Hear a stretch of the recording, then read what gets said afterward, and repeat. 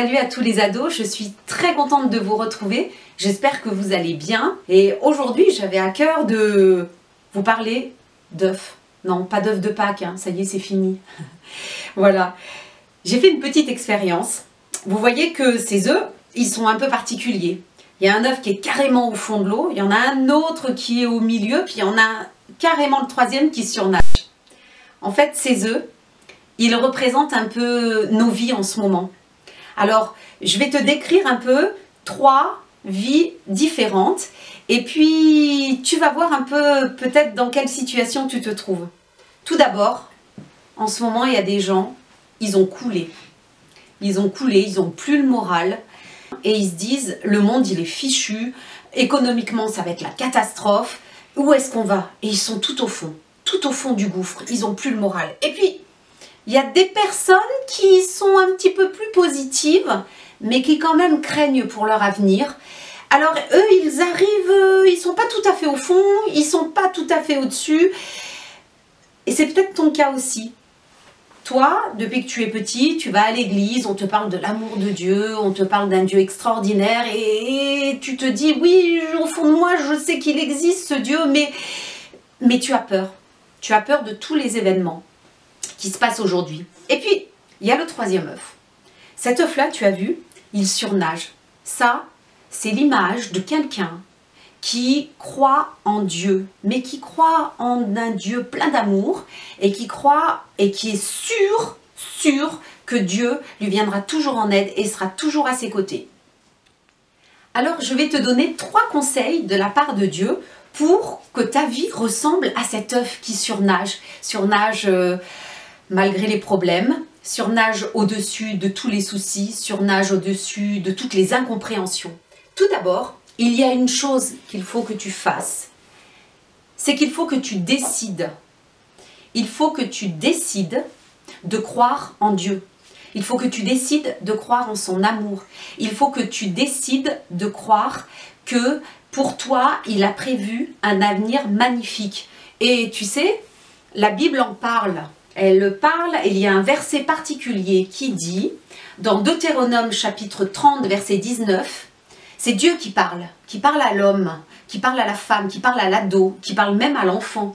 J'ai mis devant toi la vie et la mort. En ce moment, on parle beaucoup de mort, mais Dieu, effectivement, met devant nous la vie et la mort. Il met aussi la malédiction et la bénédiction devant nous, et Dieu nous dit, choisis la vie afin que tu vives. La vie, c'est simple.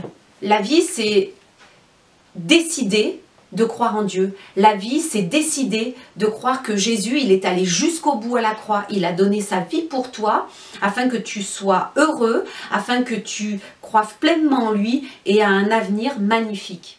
Alors, décider, ça ne suffit pas.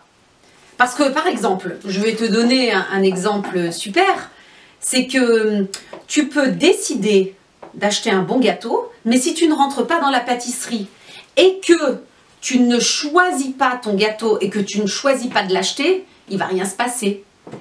Ce que je voudrais te dire, c'est que décider de croire en Dieu, c'est bien, mais il y a une chose encore plus importante, c'est qu'il faut que tu choisisses, vraiment que tu choisisses de croire en l'amour de Dieu. Il faut que tu choisisses dès à présent de tout à nouveau retrouver le contact avec Dieu. Il faut que tu choisisses de plonger tes regards dans la parole de Dieu.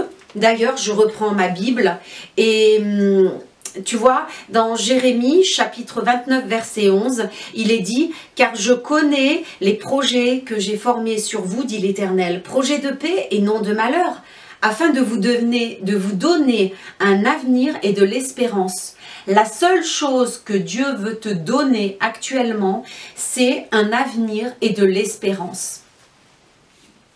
Alors si tu as pris la décision de revenir vraiment à Dieu ou de venir tout simplement le découvrir, eh bien sache que ça ne va pas être facile. Ça ne va pas être facile parce que tu vas être sollicité par plein de choses. Et en ce moment, les sollicitations que l'on a, elles se trouvent par écran interposé. Tu as beaucoup de temps de regarder des programmes à la télé, de regarder Netflix. Et toutes ces choses, en fait, elles vont t'éloigner de Dieu, elles vont t'éloigner de la paix de Dieu. Pourquoi ? Parce que dans toutes ces séries que tu regardes, eh bien quelquefois, ces séries, elles font l'apologie, c'est-à-dire qu'elles glorifient l'adultère, elles glorifient la critique, elles glorifient la violence, elles glorifient toutes ces choses qui, quand ces choses rentrent dans ton cœur, ces choses te rendent triste et ces choses te perturbent aussi, elles perturbent ton esprit.